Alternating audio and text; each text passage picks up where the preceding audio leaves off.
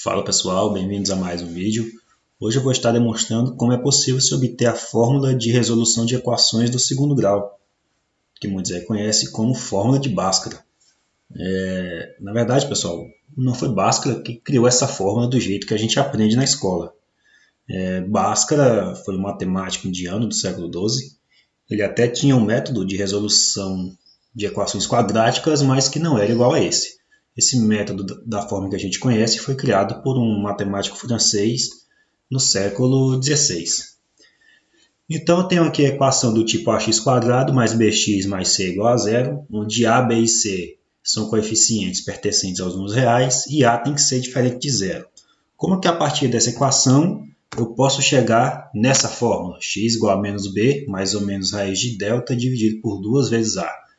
Essa é uma fórmula que me permite isolar a minha variável, no caso o x. Ou seja, ele é uma fórmula pronta para eu encontrar a raiz da minha equação, ou as raízes nesse caso. Então vejamos. Primeiro pegamos a equação do primeiro grau. Isolar o x nela é muito simples. Basta eu passar o termo independente, nesse caso o b, para o segundo membro, fica x igual a menos b, e o a que está multiplicando eu passo para o segundo membro dividindo. Fica x igual a menos b sobre a. No entanto, fazer isso com uma equação do segundo grau é um pouco mais trabalhoso. Bom, de cara eu posso passar o termo independente para o segundo membro. Então fica ax² mais bx igual a menos c. Agora, é interessante para mim eu fazer esse a sumir aqui do lado do meu x. Então, eu posso dividir os dois membros da minha equação por a. Eu dissocio o primeiro membro em duas parcelas, cancelo a com a e sobra apenas x² mais bx sobre a igual a menos c sobre a. Agora, para mim, é interessante eu adicionar no primeiro membro um terceiro termo, e vocês vão já entender por quê. No entanto, se eu adiciono no primeiro membro, eu também tenho que adicionar no segundo, já que, em tese, eles se cancelam e eu não estou infringindo nenhum princípio matemático. Este terceiro termo, eu vou chamar ele de t². Mas por que eu estou fazendo isso? Vejamos. Imagine que eu tenho a soma de dois termos, t1 e t2, e esta soma está elevada ao quadrado. Isso é o que eu chamo de quadrado da soma de dois termos. Como que eu posso resolver isso? Ora, uma coisa elevada ao quadrado é essa coisa vezes ela mesma. Agora eu aplico a propriedade distributiva. Então, multiplico t1 vezes t1, que dá t1 ao quadrado. T1 vezes T2, que dá T1, T2. T2 vezes T1, que dá T2, T1. E T2 vezes T2, que dá T2 ao quadrado. T1, T2 mais T2, T1, esses termos eles são iguais. Então, se eu tenho uma coisa somada com ela mesma, eu tenho duas vezes a mesma coisa.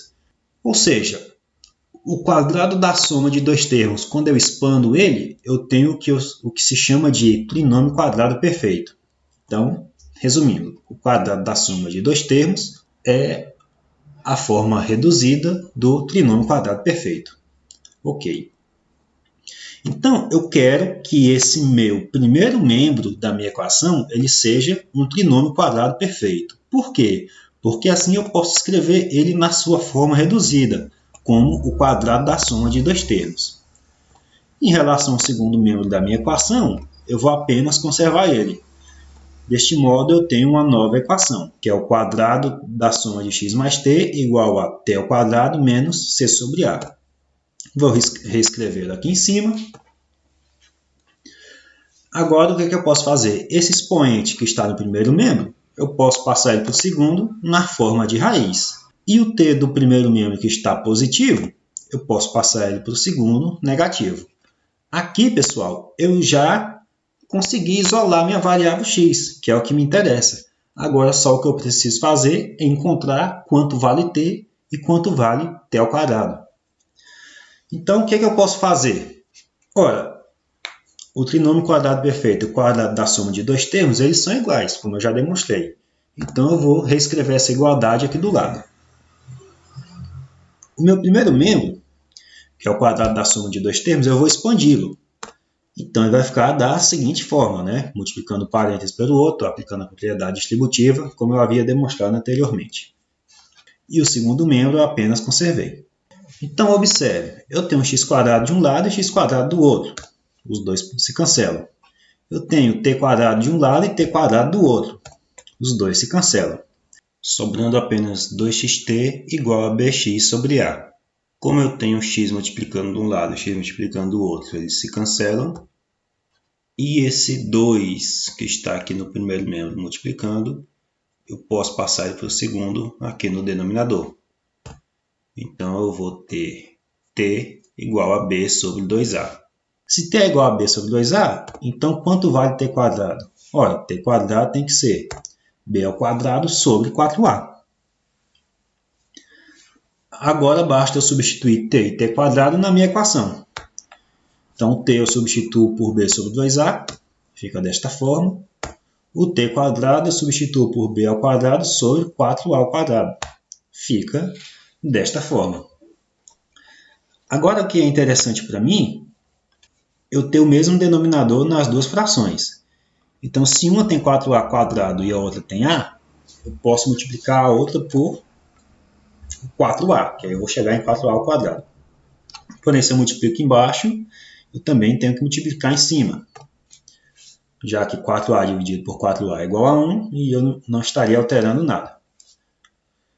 Então, quando eu faço essa multiplicação, eu tenho 4ac sobre 4a². Agora que os denominadores são iguais, eu posso unir as duas frações e minha equação fica desta forma. 4a², a raiz dele é 2a, então eu posso tirá-la da raiz, e aí nesse caso a raiz fica apenas no meu numerador. Esse termo que está dentro da raiz, eu posso chamar ele de delta e substituir ele dentro da raiz, ficando desta forma. Como eu tenho duas frações com o mesmo denominador, eu posso uni-las, e aí eu fico com a equação do tipo x igual a menos b, mais ou menos raiz de delta, dividido por 2 vezes a, que é a minha forma de resolução de equações do segundo grau, também conhecida como fórmula de Bhaskara. Então, assim eu consigo obtê-la. Lembrando que delta é igual a b² menos 4 vezes a vezes c. Por que é interessante eu calcular esse delta fora parte? Porque se ele for negativo, significa que não existe raízes para a minha equação dentro do conjunto dos números reais. Se delta for igual a zero, isso significa que existe apenas uma raiz para a minha equação. E se delta for positivo, vão existir duas raízes para a minha equação, no caso o x' e o x²'. Certo? Bom, então eu espero que vocês tenham gostado, tenham aprendido. Se inscrevam para fortalecer o canal e deixem aquele joinha.